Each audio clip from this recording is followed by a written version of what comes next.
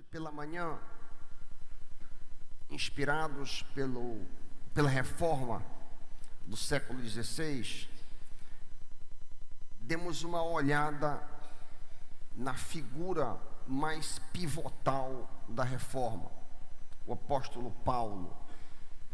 Se você considerar as três grandes famílias do cristianismo, historicamente falando, o catolicismo, os ortodoxos, que são os gregos, os russos ortodoxos, e os protestantes, nós temos aí três grandes ênfases. O apóstolo Pedro seria, digamos assim, a maior figura para o catolicismo romano. Paulo seria a maior figura de maior destaque para o protestantismo. E João, a grande figura da ortodoxia oriental. Nós demos uma olhada na vida dele. E hoje à noite, em particular, nós vamos olhar em detalhe daquilo que ele chama de meu evangelho. Se alguém perguntasse para você, o que é o evangelho? Você é evangélico? Sim, você diria, eu sou evangélico. O que é o evangelho? O que você responderia? O que você responderia para essa, a mais básica, mais elementar pergunta que pudesse ser feita a alguém que em termos paralelos seria dizer assim: você sabe ler? Você dizia, sei ler. Então me diz as letras do alfabeto ou o beabá. Então o evangelho seria aquilo que é mais fundamental, aquilo que é mais rudimentar à fé cristã. O evangelho não foi inventado por Paulo. Paulo diz que ele recebeu o evangelho. O evangelho, a Bíblia apresenta em Romanos 1,16 como o poder de Deus para a salvação.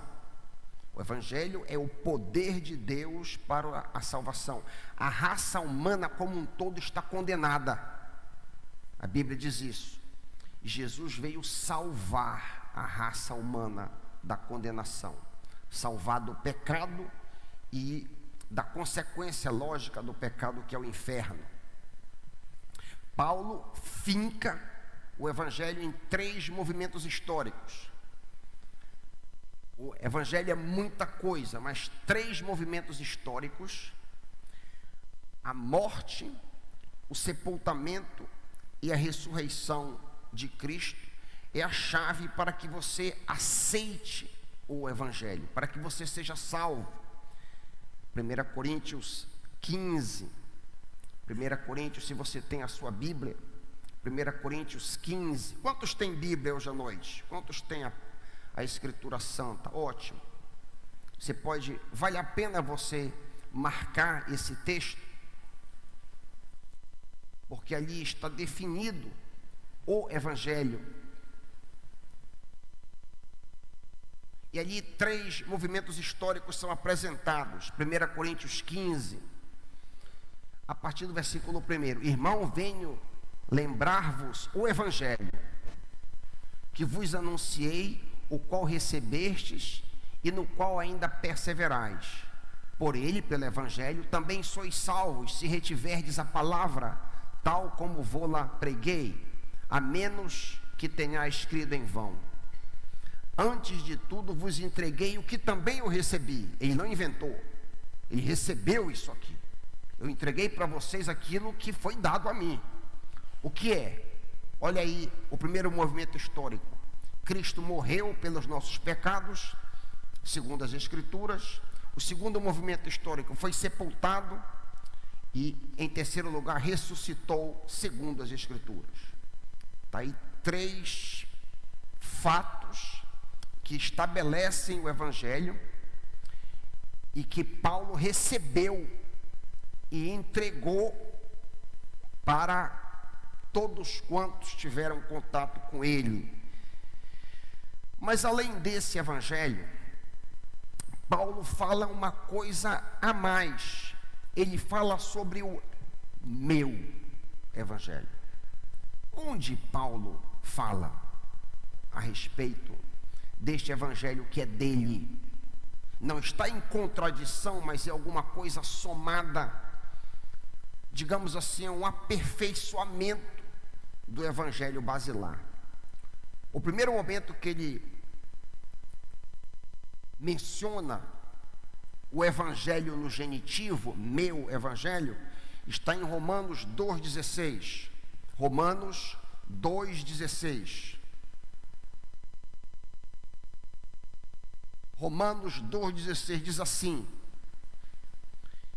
isto acontecerá, isto é o julgamento dos gentios que não tinham a lei.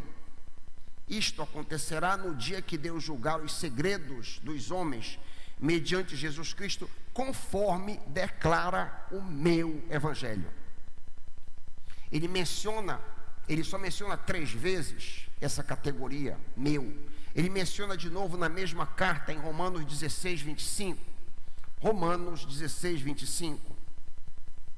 Ora, há aquele que tem poder para confirmá-los pelo meu evangelho e pela proclamação de Jesus Cristo, de acordo com a revelação do mistério oculto nos tempos passados. Terceiro e último lugar em que ele menciona o meu evangelho está em 2 de Timóteo 2:8. 2 de Timóteo 2:8. Lembre-se de Jesus Cristo ressuscitado dos mortos, descendente de Davi, conforme o meu evangelho. Aí estão então as 3 ocasiões em todo o Novo Testamento que Paulo apresenta esta afirmação. Esse meu é porque foi dado somente a ele. Por sinal, Paulo reivindica ter pregado um evangelho que foi revelado diretamente a ele, ou seja, que não veio através dos outros apóstolos. Gálatas 1, 11 e 12. Hoje a gente vai fazer um exercício de Bíblia. Gálatas 1, 11 e 12. Já que todos trouxeram Bíblia, vai ser fácil acompanhar. Olha o que Paulo diz: irmãos, quero que saibam que o evangelho por mim anunciado, o meu evangelho, não é de origem humana.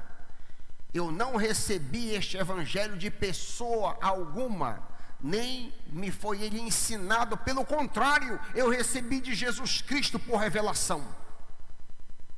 A autoridade tremenda que o apóstolo tinha, ele recebeu diretamente do Cristo ressuscitado. Por sinal, Paulo não apenas recebeu essa mensagem de forma direta, mas ele também foi comissionado diretamente. Diferente de Matias, por exemplo, que lançaram sorte depois que Jesus havia ascendido aos céus, Judas havia morrido, então os apóstolos se reuniram ali e lançaram sorte, e ela caiu sobre Matias.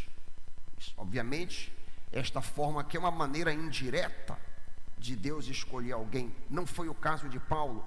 Paulo foi comissionado diretamente por Jesus. Onde está isso, pastor Raik? Gálatas 1:1. Gálatas 1:1. A maneira como ele diz essa sentença é de uma forma um tanto enfática. Paulo, apóstolo, não da parte dos homens, nem por homem algum, mas por Jesus Cristo e por Deus Pai, que o ressuscitou dentre os mortos. A comissão, ele é apóstolo, não através de homem, mas diretamente por Cristo Jesus. É interessante que, embora Pedro seja, digamos assim, o grande ícone dos apóstolos, tanto é que Jesus confiou as chaves a Pedro. Pedro, digamos assim, era a figura de maior destaque. O próprio Pedro reconhece que Paulo tem coisas de difícil entendimento. Vocês sabiam disso? 2 Pedro 3, 15 a 16. 2 Pedro 3, 15 a 16. Pedro reconhece que Paulo tem pensamentos complexos e um tanto difícil de se entender. Ele diz, o apóstolo Pedro: lembrem-se de que a paciência do Senhor permite que as pessoas sejam salvas. Foi por isso que nosso amado irmão Paulo escreveu com a sabedoria que lhe foi concedida. E Paulo trata dessas questões em todas as suas cartas. Alguns de seus comentários são difíceis de entender. Eu acho lindo também a humildade de Pedro aqui, sendo ele mais velho, tendo estado com Jesus, a humildade desse homem de Deus, que reconhece, por assim dizer, uma ascendência do apóstolo Paulo sobre ele mesmo. Eu gostaria de hoje à noite considerar alguns aspectos que são exclusivos de Paulo, aquilo que ele chama de meu evangelho. O primeiro deles, e que tem muito a ver conosco, é que Paulo nivela judeu e gentil. Paulo coloca no mesmo patamar os judeus e os não judeus. Como a maioria do mundo cristão acabou sendo ganha pelos gentios, isso tem muito a ver conosco. Observa que havia uma distinção entre o judeu e o não judeu, tanto no ministério de Jesus como no ministério dos 12 apóstolos. Eu vou dizer isso de novo. Havia uma distinção, havia uma diferença no ministério de Jesus e dos 12 apóstolos entre os judeus e os não judeus. Por exemplo, Jesus diz em Mateus 10, 5 a 6, Evangelho de Mateus, capítulo 10, versículos 5 e 6. Olha o que o próprio Cristo diz. Jesus enviou estes 12 com as seguintes instruções: não se dirijam aos não-judeus, nem entrem na cidade dos samaritanos, antes dirijam-se às ovelhas perdidas de Israel, dirijam-se aos judeus. Jesus falando isso. Um outro exemplo, Mateus 15, 24, Jesus fazendo a diferença entre os judeus e os não judeus. Mateus 15, 24, Jesus diz: eu fui enviado apenas às ovelhas perdidas de Israel. Muito claro aqui a distinção entre, digamos assim, eles e nós. O mesmo acontece no ministério dos apóstolos. A mesma ênfase acontece também com os 12. Em Atos 3, 25 a 26, você estava em Mateus, avança um pouquinho. Atos 3, 25 a 26, Pedro diz o seguinte: vós sois os filhos dos profetas e da aliança que Deus estabeleceu com vossos pais, dizendo a Abraão, o pai dos judeus: na tua descendência serão abençoadas todas as nações da terra. Tendo Deus ressuscitado o seu servo Jesus, enviou primeiramente a vós outros, enviou-os primeiramente a vocês, judeus, para vos abençoar, no sentido de que cada um de vocês se aparte da vossa perversidade. Então os apóstolos têm a mesma ênfase: primeiro o judeu, depois o gentil. Exemplos poderiam ser multiplicados. Uma outra ilustração pode ser vista no caso de Cornélio, o centurião romano.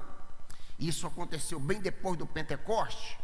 Aqui que nós lemos Atos 3, Pedro ainda está pregando naquele contexto, no romper do Pentecoste. Se nós formos bem adiante, em Atos 10, quando Pedro entra na casa de Cornélio, um gentil, um não judeu, ouçam as palavras dele. Atos 10, 27 e 28. Vocês lembram do contexto? Cornélio, um gentil, havia tido uma visão, havia visto aqueles animais imundos, e alguém tinha vindo com ele, da parte de Cornélio, dizer que ele deveria ir a uma determinada casa, que tinha um recado para dar ali naquela casa. Esse é o contexto. Aí a gente pega aí, a partir do versículo 27, Atos 10, 27. Lemos que Pedro entrou na casa de Cornélio e encontrou ali reunidas muitas pessoas, e lhes disse, Pedro falando: vocês sabem muito bem que é contra a nossa lei um judeu, ele, Pedro, associar-se a um gentil ou mesmo visitá-lo. Mas Deus me mostrou que eu não deveria chamar impuro ou imundo a homem nenhum. A mentalidade de Pedro ainda está com esse ranço, embora ele esteja lutando contra ela. No diálogo que se segue, Cornélio relata a Pedro o sonho que teve, no qual Deus se revelara a ele. Então Pedro diz, mais adiante, 10, 34, olha aí, 34 e 35. Atos 10, 34 e 35. Pedro diz: agora percebo verdadeiramente que Deus não trata as pessoas com parcialidade, mas de todas as nações, judeu e gentil, de todas as nações, aceita todo aquele que o teme e faz o que é justo. Um outro exemplo ainda, a percepção apostólica no geral continuou fazendo distinção entre os judeus e os gentios. Anos mais tarde, vocês lembram que Pedro inicialmente está comendo e conversando com os gentios, quando chega alguns da parte de Tiago, da igreja, da primeira igreja em Jerusalém. Isso acontece em Gálatas 2. Pedro inicialmente estava comendo junto, misturado com os gentios, quando um grupo de judeus vieram da parte de Tiago, e nós lemos aqui que Paulo, Gálatas 2, 11 a 14, Paulo enfrenta-o, porque quando os judeus chegaram na igreja gentílica onde Pedro estava, notaram que Pedro ficou de banda, ficou se saindo, como a gente dizia, numa linguagem um tanto frouxa, ficou se saindo, não querendo se misturar. Diz Paulo em Gálatas 2, 11 a 14, quando porém Pedro veio a Antioquia, enfrentei-o face a face por sua atitude condenável, pois antes de chegarem alguns da parte de Tiago, judeu, ele comia com os gentios. Porém, quando eles chegaram, afastou-se, separou-se dos gentios, temendo os que eram judeus. Os demais judeus também se uniram a ele nessa hipocrisia, de modo que até Barnabé se deixou levar. Quando eu vi, Paulo falando, que não estavam andando de acordo com a verdade do evangelho, declarei a Pedro diante de todos: você é judeu, mas vive como gentil, não como judeu. Portanto, como pode obrigar gentios a viverem como judeus? Outros exemplos nós poderíamos dar que mostra que a mentalidade dos discípulos de Jesus, dos 12 discípulos e dos seguidores, estavam ainda encharcadas com esse preconceito que não conseguiram mudar, embora Pedro mesmo tenha dito: agora vejo que Deus não trata com parcialidade. O contraste do meu evangelho de Paulo, e a gente se volta para Paulo, é que Paulo acaba com qualquer distinção, graças a Deus, entre nós e eles, ou entre qualquer nação, entre qualquer nacionalidade. Paulo acaba com qualquer princípio étnico, seja americano, japonês ou quem quer que seja. Paulo derruba de uma vez por todas a barreira de separação.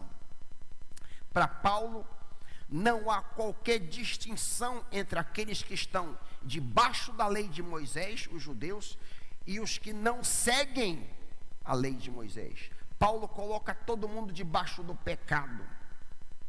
Ele diz: não há distinção, pois todos, igualmente todos, sem exceção, todos pecaram e carecem da glória de Deus. Não há separação. Paulo coloca todo mundo no mesmo nível. E essa boa nova, que não há mais distinção, pode ser visto, esta solução para esta separação, pode ser vista em Romanos 16, 25 a 27. É um mistério revelado a Paulo. Romanos 16, 25 a 27. Ora, aquele que tem o poder para vos confirmar pelo meu evangelho, segundo a proclamação de Jesus Cristo, em conformidade com a revelação do mistério oculto nos tempos passados, porém agora trazido e revelado pelas escrituras proféticas por ordem do Deus eterno, para que todas as nações, judeu e não judeu, para que todas as nações, e eu diria nós também, brasileiros, chineses, para que todas as nações crendo, venham a obedecer a Ele pela fé. É o mistério que foi dito por Paulo e revelado a eles de uma maneira muito clara. Esse mistério também é visto, por exemplo, em Efésios 2. Talvez esse texto seja o texto mais claro de todos, no qual a barreira de separação é de uma vez por todas derrubada. Efésios 2, 11 a 19. Efésios 2, 11 a 19. Paulo se refere a nós, todas as vezes que ele diz nós, ele está falando sobre os judeus. E a vocês, está falando para nós, que não somos judeus. Tá bem? Muito importante esse texto. Efésios 2, 11 em diante. Vale a pena ler pausadamente. Lembrem-se, Paulo diz, lembrem-se de que anteriormente vocês eram gentios por nascimento e chamados incircuncisão pelos que se chamam circuncisão. Gente, os que são circuncisão são os judeus, feita no corpo por mãos humanas, e que naquela época vocês estavam sem Cristo, separados, duplamente separados, socialmente e espiritualmente, separados da comunidade de Israel, sendo estrangeiros quanto às alianças da promessa, sem esperança e sem Deus no mundo. Essa era a situação do mundo gentil. Mas agora, diz Paulo, mas agora em Cristo Jesus, vocês, gentios, que antes estavam longe, foram aproximados mediante o sangue de Cristo. Pois Ele, Jesus, é a nossa paz, o qual de ambos, judeu e não judeu, fez um e destruiu a barreira, o muro de inimizade. O muro que Paulo tem em mente é o muro do templo. O muro do templo em Jerusalém não permitia que os gentios passassem para a área que os judeus estavam. Ele diz que esse muro foi destruído, por assim dizer, o muro da inimizade, o muro da hostilidade, anulando em seu corpo a lei dos mandamentos expressos em ordenanças, aquelas 613 leis e ordenanças de comida, de bebida, de dia santo e etc. Anulando. O objetivo, diz Paulo, o objetivo era criar em si mesmo dos dois, judeu e não judeu, um novo homem, a nova criatura, que não é nem judeu nem gentil, mas é um novo homem, fazendo a paz e reconciliar com Deus os dois em um só corpo por meio da cruz, pela qual Ele destruiu a inimizade. Ele, Jesus, veio e anunciou paz a vocês, gentios, que estavam longe, e paz a nós, judeus, que estavam perto. Pois por meio de Jesus, tanto nós, judeus, como vocês, gentios, têm acesso ao Pai por um só Espírito. Portanto, vocês já não são estrangeiros nem forasteiros, mas concidadãos dos santos e membros da família de Deus. Hoje a gente recebe isso com tanta naturalidade, né? Hoje a gente nem se apercebe de que nós estávamos estranhos às promessas. Nós que somos gentis estávamos separados de Deus, mas Jesus trouxe a união do povo exclusivo. Ele juntou conosco, que estávamos alheios e éramos inimigos uns dos outros. Esse mesmo mistério que foi revelado a Paulo, essa equalização de judeu e não judeu, está em Efésios 3, de 1 a 12, vale a pena ler também. Então, o primeiro ponto é que Paulo, pelo mistério a ele revelado, acabou com etnia, acabou com raça. Todos nós estamos no mesmo barco e todos nós temos acesso a Deus no mesmo patamar, não há diferença. Não interessa se você é judeu, se você não é judeu. A segunda revelação do meu evangelho é a ressurreição, a pregação da ressurreição. Em 2 de Timóteo 2, 8, como já lemos no começo, Paulo diz: lembra-te de Jesus Cristo, ressurgido dentre os mortos, descendente de Davi, segundo o meu evangelho. Ora, Jesus e os 12 apóstolos pregavam a ressurreição. Não era isso? Os 12 apóstolos e Jesus enfatizavam muito a ressurreição, mas eles pregavam a ressurreição para confirmar Jesus como Messias aos judeus. Paulo prega a ressurreição de Jesus como Salvador do mundo. Essa é a diferença.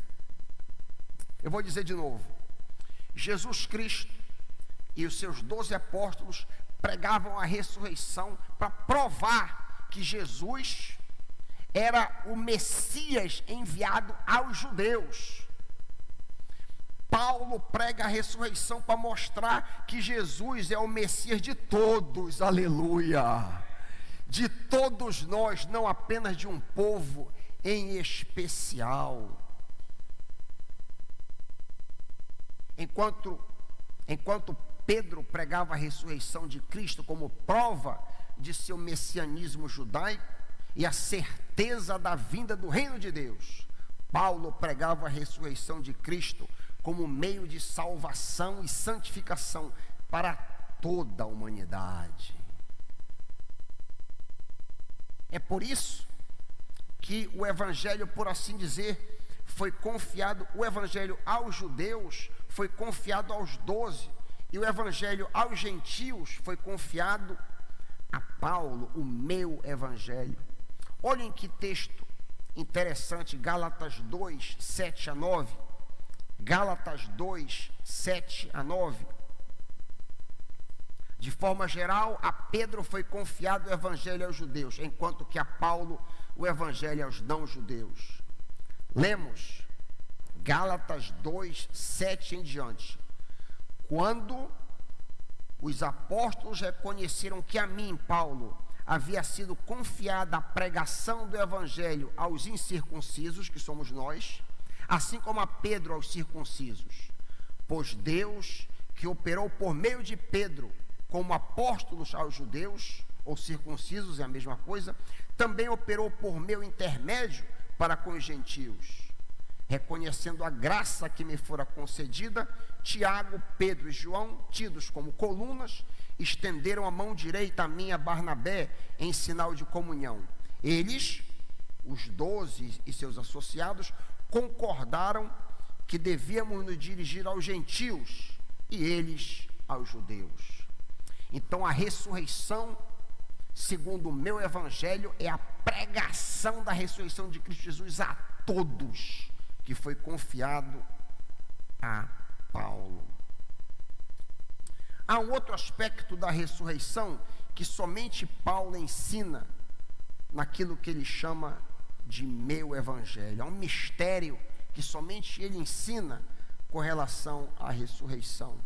Está em 1 Coríntios 15, 51 e 52.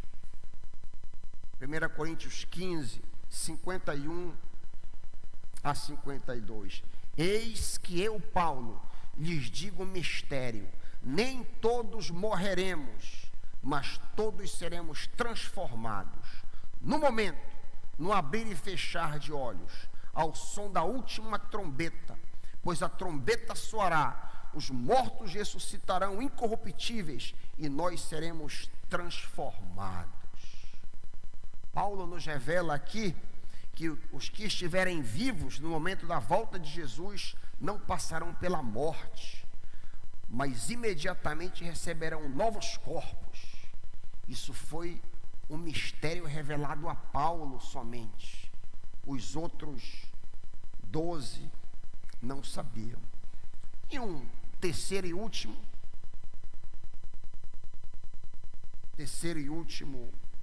item do meu evangelho é o arrebatamento da igreja. O arrebatamento da igreja é uma outra revelação especial do evangelho de Paulo. 1 Tessalonicenses 4, 13 em diante.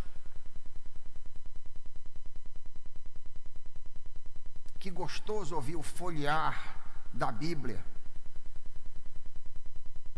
1 Tessalonicenses 4,13. Agora, irmãos, não queremos que ignorem o que acontecerá aos que já morreram ou aos que dormem, para que não se entristeçam como aqueles que não têm esperança. Porque cremos que Jesus morreu e foi ressuscitado, também cremos que Deus trará de volta a vida com Jesus todos os que morreram. Dizemos a vocês pela palavra do Senhor, nós, os que ainda estivermos vivos quando Jesus voltar, não iremos ao encontro deles antes daqueles que já morreram, pois o Senhor mesmo descerá do céu com um brado de comando, com voz do arcanjo e com toque de trombeta de Deus. Primeiro os mortos em Cristo ressuscitarão, depois com ele nós, os que ainda estivermos vivos, seremos arrebatados nas nuvens ao encontro do Senhor nos ares, e então estaremos com o Senhor para sempre. Aleluia, aleluia, que doce esperança. Então aí nós temos 3 exemplos de revelações especiais dadas a Paulo, que ele chamou de meu evangelho. A primeira, a igualdade entre judeu e não judeu, acabou com esse negócio de raça. Segundo, a ressurreição dos corpos. E terceiro, o arrebatamento da igreja. Existem outros elementos que compõem o meu evangelho, se você quiser anotar. Por exemplo, o mistério da incredulidade de Israel, Romanos 11, 26, exclusivo de Paulo. Um outro exemplo do meu evangelho, o mistério da iniquidade, a revelação do agente satânico, 2 Tessalonicenses 2, 7 a 12. 2 Tessalonicenses 2, 7 a 12. Que coisa maravilhosa, como Deus usou esse homem, de uma maneira extraordinária, para que todas as barreiras étnicas fossem derrubadas. E agora não se trata de nação, de cor de pele, de altura, de beleza física. Não interessa se é branco, se é negro, se é índio, se é asiático, não interessa. Todos estão no mesmo patamar e somos salvos livremente pela graça em Cristo Jesus, o Senhor. É neste evangelho da graça de Deus, atentem, é neste corpo de Cristo que nós gentios e os judeus hoje também fomos inseridos. Nós ressuscitaremos caso morramos antes de Cristo voltar, ou no caso de estarmos vivos, seremos arrebatados juntamente com todos os que são de Cristo. Amém, meus irmãos? Que doce esperança, que maravilha. A sua segurança, se você é um crente em Cristo Jesus, de fato, se você é nascido de novo, a sua segurança não está em plano de saúde, a sua segurança não está em emprego, a sua segurança não está em que tipo de família você vem, a sua segurança não está no fato de que a sua mãe é diaconisa, o seu pai é padre, ou o que quer que seja. Bom, nesse caso não pode ser, porque o padre não casa, mas se o seu pai é pastor, a sua segurança não está em credencial religiosa, é o que eu estou querendo dizer. Estou querendo dizer que nós não estamos firmados em qualquer coisa que seja, nós estamos firmados em Cristo Jesus. Aleluia. Você já aceitou a Cristo como seu Salvador e Senhor? Você já recebeu ao Senhor Jesus como seu Salvador e Senhor? Eu queria dar uma oportunidade. De repente você entendeu agora que você é um religioso apenas, ou quem sabe você está distante, nem religioso se acha, mas você entendeu que a única coisa que pode te salvar não é boas obras, escolaridade, nada disso, boas maneiras, educação, nada disso, é Jesus Cristo. E pastor Raik, para que eu aceite Jesus, o que é que eu preciso fazer? Você precisa fazer duas coisas. Você precisa se arrepender dos seus pecados. Você precisa dizer não à maneira que você tem vivido, indiferente a Deus e num ciclo pecaminoso. E se arrepender e se voltar para Cristo. Dizer: eu quero Jesus como meu Salvador. Eu quero Jesus como Senhor da minha vida. E a Bíblia diz que aquele que vem a mim, de maneira nenhuma lançarei fora. Ué, pastor Raik, mas eu não preciso melhorar? Eu tomo uma de vez em quando. Eu traio a minha mulher. Eu sou pornógrafo. Eu sou fofoqueira. Eu sou mentirosa. Você vem como você está, quem faz a obra é o Senhor. Antigamente havia um hino que dizia mais ou menos assim: eu venho como estou, eu venho como estou, porque Jesus por mim morreu, eu venho como estou. Você pode vir hoje à noite e receber a maravilhosa graça que nós cantamos de manhã. Você quer aceitar Jesus como seu Senhor?